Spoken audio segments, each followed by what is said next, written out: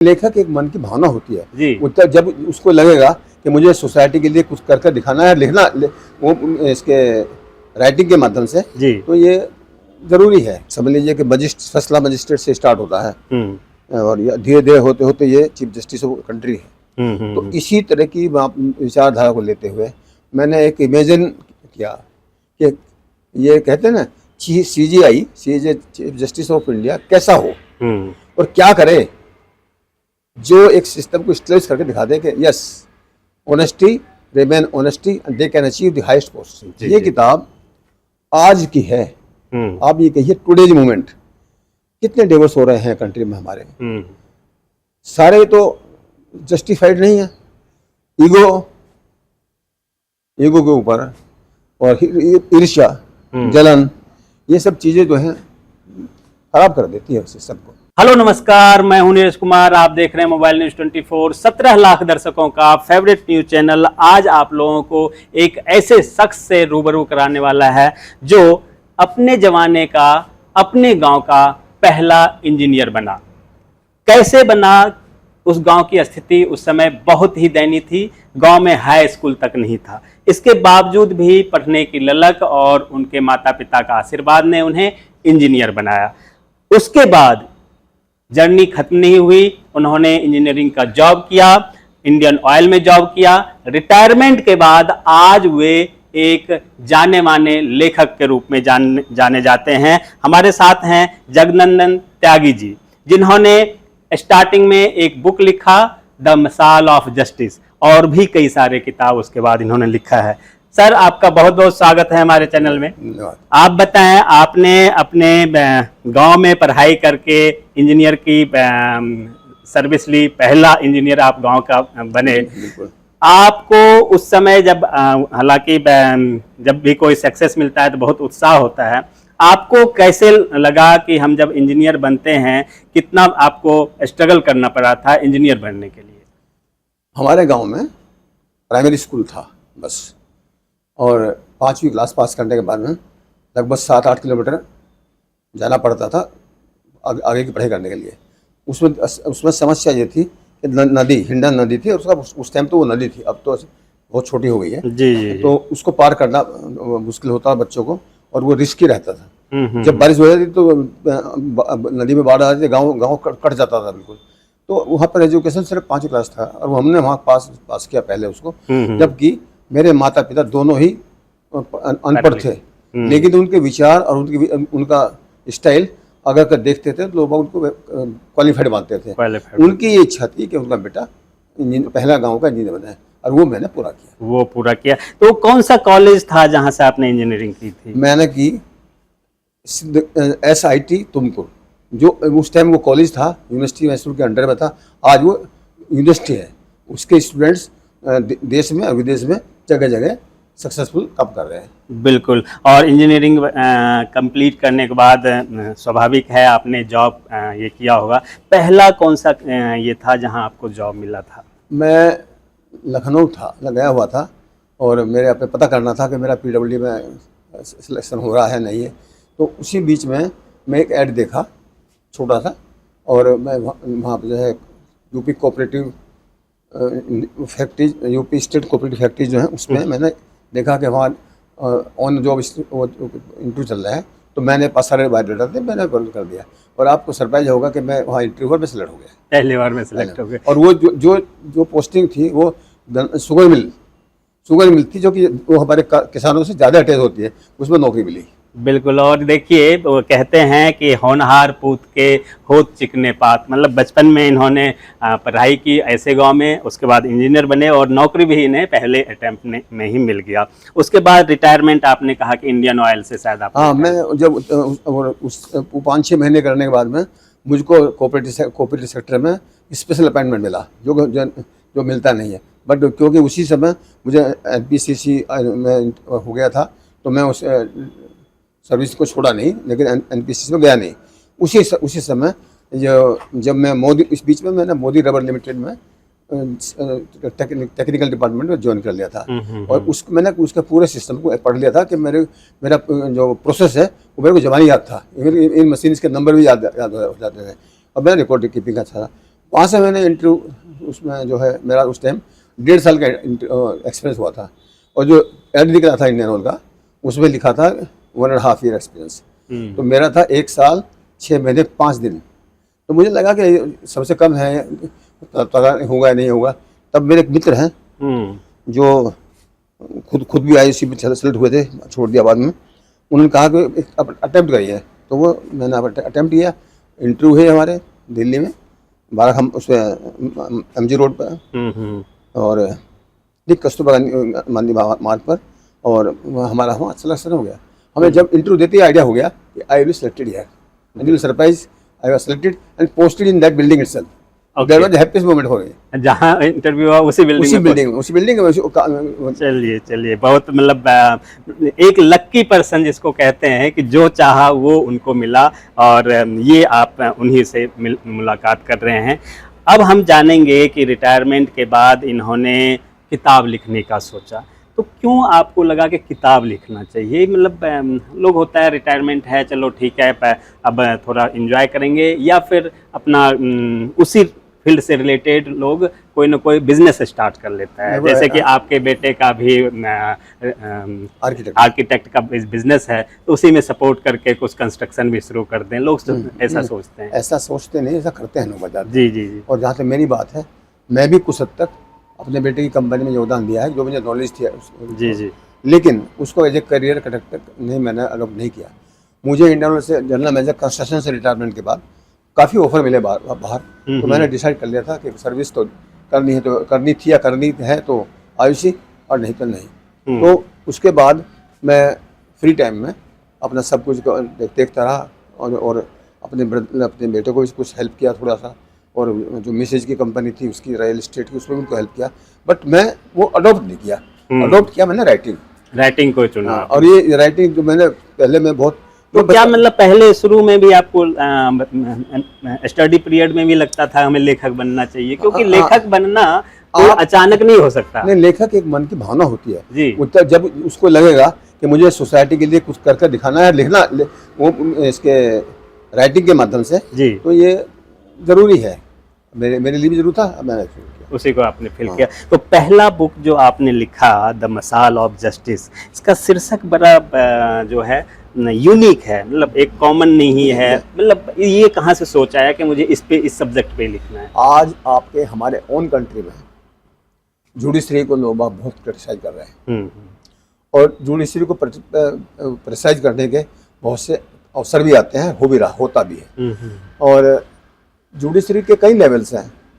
ये समझ लीजिए कि फैसला मजिस्ट्रेट से स्टार्ट होता है, और धीरे धीरे होते होते ये चीफ जस्टिस ऑफ कंट्री है। तो इसी तरह की विचारधारा को लेते हुए मैंने एक इमेजिन किया कि ये कहते हैं ना, CJI chief justice of India कैसा हो और क्या करे, जो एक सिस्टम को स्ट्रेच करके दिखा दे कि yes honesty remain honesty and they can achieve the highest post.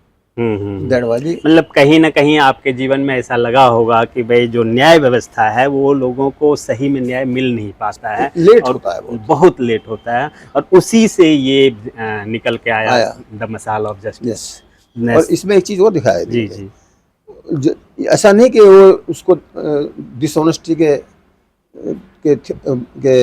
Path से ना गुजरना पड़ा हो, उसको उसने ज्वाइन करने के पहले ही जब उसका ज्वाइन हुआ एडिशनल डिस्ट्रिक्ट, तभी उसको प्रेशर होना शुरू हो गया। बट फ्रॉम दैट टाइम वो उसने बनाए रखा। बिल्कुल बिल्कुल। तो इस तरह से मैं ये सब्जेक्ट लिया है। ठीक है। और सेकंड आपने कहा है शायद लव 2.0? नहीं, दूसरी बुक में हुई थी rise to power. Rise to power, okay. Rise to power में जो हमारा पात्री है जी जी, वो बहुत ही छोटे परिवार की है, और जैसे ये होता है ना डोमेस्टिक हेल्प जिस तरह से करते हैं, उसी कैटेगरी से आकर के उसको वो अब जो एक उसका मेंटर है उसके उसमें आती है, वो उसकी फैमिली बड़ा हेल्प करती है, उसको पढ़ाते हैं। वो 12 पास आई थी, उसको पढ़ाते हैं, उसने जो है उसके मन में डाल देते हैं कि हाउ टू अचीव दी। और वो खुद भी एक ऐसी लड़की है जो पढ़ने में अच्छी थी, तो बाद में वो जो है PCS के थ्रू SDM बन जाती है। और SDM बनने के 1 साल के भीतर वो IAS कैडर में आ जाती है और उसकी जर्नी स्टार्ट होती है as a secretary, assistant secretary, और you can say assistant secretary की होती है। वो भी पूरे सिस्टम को ठीक करते हुए आगे और फिर वो बनती है, उसका जो प्रोसेस है वो स्टेट की चीफ सेक्रेटरी बनती है। उसको मतलब कुल मिला के उसमें भी कुल मिला ऑनेस्टी के दिखाया गया है। उसने उन्हें ऑनेस्टी से काम किया और डेडिकेशन किया, Dedication। और उसने जो सिस्टम में इम्प्रूवमेंट किए, उसने सिस्टम को काफ़ी हद तक बदल दिया। और उसने मिसाल कायम की कि हर जगह ये एक्सलेंट अचीव किया जा सकता है, करना चाहिए। जब वो उसने सेंट्रल गवर्नमेंट में फाइनेंस मिनिस्ट्री की सेक्रेटरी बनी तो वहाँ भी उसने ऐसा दिखा, प्राइम मिनिस्टर को क्या चाहते हैं वो करके दिखा दिया। और उसके बाद में वो चीफ इलेक्शन कमिश्नर बनी। अच्छा, उसके इलेक्शन में उसे दिखा दिया कि how honestly election can be conducted, कैसे किया जा सकता वो लोग जो क्रिटिसाइज करते थे वो कहते हैं यस इलेक्शन हो तो ऐसा हो। बिल्कुल। और उसके बाद उसकी इतनी रेपुटेशन बन जाती है कि उसको गवर्नमेंट ऑफ इंडिया या गवर्नमेंट ऑफ दैट कंट्री, मेरी इमेजरी कंट्री है, उसकी वो चीफ सेक्रेटरी होती है। उसके बाद उसको प्रेसिडेंट के लिए ऑफर देते हैं। तो वो ये कंडीशन रखती है कि मैं इलेक्टेड तो हूँ, चाहती हूँ, सेलेक्टेड नहीं होना चाहती, इलेक्टेड होना चाहती हूँ, लेकिन अनअपोज। और जब उसका नाम प्रपोज होता है तो पूरा अपोजिशन उसके कार्य प्रणाली को देखे हुए उसको सपोर्ट करता है। तो she become president of country unopposed, सब सहमति से सबकी। ओके, मैं तीसरा बुक की बात अगर करें हम तो थर्ड आपका कौन सा बुक था? षड्यंत्र। षड्यंत्र, ओके। षड्यंत्र में परिवार की स्थिति दिखाई गई है और उसका क्या अंजाम होता है वो दिखाया गया है। कैसे फैमिली ब्रेक होते होते बच जाती है, कैसे दुख के मोमेंट कट जाते हैं, इसमें दिखाया गया है। और अल्टीमेटली जो षड्यंत्रकारी बहू है वो एक्सपोज हो जाती है। ओके, और फोर्थ बुक जो है अपना वो ऐसा लव 2.0। हाँ, लव 2.0, वो 3 साल। ये किताब आज की है। आप ये कहिए टुडेज मोमेंट, कितने डिवोर्स हो रहे हैं कंट्री में हमारे, सारे तो जस्टिफाइड नहीं है। ईगो के ऊपर और ईर्ष्या, जलन, ये सब चीजें जो हैं खराब कर देती है सिस्टम को। तो उसी वजह से जो है एक लव मैरिज जब ब्रेक होती है तो सबको आश्चर्य होता है, यार ये इतने प्यार से सेलेक्ट हुए, आज ये डाइवर्स क्यों कर रहे हैं। और डाइवर्स होने के में जो है परिवारों के रिश्ते कितने डेड होते हैं। अरे आप पति पत्नी नहीं रहे, लेकिन दादा दादी, नाना नानी, भाई दाई, चाची मौसी, ये सब रिश्ते खत्म हो जाते हैं। क्या यार, ये तो होना नहीं चाहिए। लेकिन हाँ, अकल आती है हमारे पात्रों को और वो रिकंसोलिएशन करते हैं और वो अल्टीमेटली हैप्पी एंड ये होता है कि after gap of 3 years they are united and then again they go for the marriage. बिल्कुल हैप्पी लाइफ हो जाती है, happy life and which the need of the country. बिल्कुल बिल्कुल। जितने जोड़े ये करते हैं उनमें सुसाइड वगैरह होते हैं, ये नहीं होंगे वापस अगर दोबारा आगे तो आप अपनी सेम लाइन में आ जाते हैं। आपके बच्चे आपके साथ होते हैं, आपके रिश्ते जो लाते हैं वो सब मेंटेन होते हैं और उसका होना बहुत ज़रूरी है, ऐसा होना भी चाहिए। चलिए, नेक्स्ट आप क्या चाहते हैं कि लेखन के जरिए समाज को जैसे सुधारा जा सके, तो ये जो आपके मैसेजेज हैं आपके किताब के जरिए जो आप समाज में देना चाह रहे हैं, क्या आप एक हैप्पी इंडिया, हैप्पी सोसाइटी के लोगों को क्या मैसेज देना चाहेंगे, चाहे वो सरकार के लेवल पर हो या समाज के लेवल पर? कहा जाता है कि कोई भी सरकार हो या कोई भी युग हो, भ्रष्टाचार था, है और रहेगा, लेकिन उसका स्तर क्या होना चाहिए ये आपको डिसाइड करना है। देखिए, मैंने एक किताब और लिखी है जो आपको अभी बताया, राइजिंग अबव, उसमें इस तरह की देखी गई है कि कैसे क्या होता है। अभी मेरा जो उद्देश्य है या आपका ये विचार है, जैसा मैंने पूछा, गवर्नमेंट में करप्शन है, रहेगा, था, ये लोग बात कहते हैं। करप्शन तो एक बीमारी है, जैसे कैंसर की बीमारी बहुत जाती नहीं है और जानलेवा साबित होती है, उसी तरह ये भ्रष्टाचार है सिस्टम के लिए, सरकार के लिए, देश के लिए। लेकिन ये तो है, और ये कहना कि रहेगा हम कह नहीं सकते, तो ये चाहे ना रहे, लेकिन रहता है। और ये कहना कि सिस्टम नहीं रहेगा, वो भी हम नहीं कह सकते भविष्य की बात। हम क्या कंट्रीब्यूट कर सकते हैं, जितना ये आप बिल्कुल कैंसर से ले लीजिए वेट करें, अगर अर्ली एज में कैंसर पता चल जाता है तो ऑपरेट हो जाता है, करेक्ट हो जाता है, आदमी जीवित रहता है, बलिदान होता है लाइफ का उसको। और अगर थोड़ी मिडिल एज में होता है तो वो उसका जो स्पैन ऑफ लाइफ है थोड़ा बढ़ जाता है। लेकिन अगर अंत समय पता चलता है तो death is sure. And same way the country, if they not stop, they not reduce, and country is also going to dogs. उसमें क्या अवस्था है? तो वो करप्शन फिर हर जगह होता है, उसमें ना किसी की आपस में बहुत रिश्तेदारी होती है, ना किसी का भाईचारा होता है, और उस पर करप्शन तो ले बैठता है। तो करप्शन रहेगा, लेकिन उस पर कार्रवाई हो। हाँ, और उसको अब मैं ये चाहूँगा कि करप्शन को आप इसमें लें, ये करप्शन है, करप्शन था, करप्शन रहेगा, इसको ऐसा नहीं लेकर ये होना चाहिए कि करप्शन को ठीक करेंगे, ठीक हुआ और काफ़ी ठीक होता है। आप उसमें जितना एफर्ट डालेंगे उतना फ़ायदा होगा। और सबसे ज़्यादा इसमें गवर्नमेंट का कंट्रीब्यूशन हो सकता है, क्योंकि वहाँ पावर होती है। लेकिन हम देख रहे हैं कि गवर्नमेंट में भी बहुत से चीज़ें निकलती हैं और जनता देखती रह जाती है कि किस पर विश्वास किया, ये तो ये ऐसे निकल गए हैं, ये तो उससे भी बदतर है जो पहले था। तो ये चलता रहता है। इन्हीं भावनाओं को उद्धृत करते हुए मैंने बुक लिखी है। चलिए ठीक है। तो हमारे साथ जगनंदन त्यागी जी थे, जिन्होंने अपने पूरे लाइफ स्टोरी को समय के सीमा में 15-20 मिनट में इन्होंने बता दिया कि आप अपने जीवन को कैसे शुरू करके सक्सेस पा सकते हैं। एक अच्छे इंजीनियर बनना चाहें, डॉक्टर बनना चाहें, जो भी फील्ड आपका हो, वो आप कैसे करना चाहते हैं, कैसे उसको अचीव करना सकते हैं।